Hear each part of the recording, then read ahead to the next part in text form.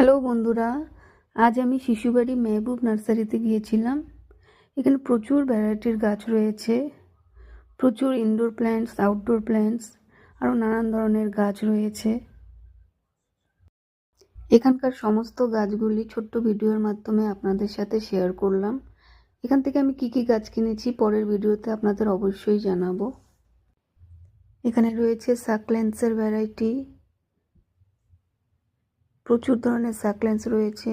এটা কাগজ ফুল, আমাদের এখানে এটাকে কাগজ ফুল বলে, আপনাদের ওখানে কি বলে অবশ্যই কমেন্টে জানাবেন। রয়েছে গাঁদা ফুলের বিভিন্ন ভ্যারাইটি,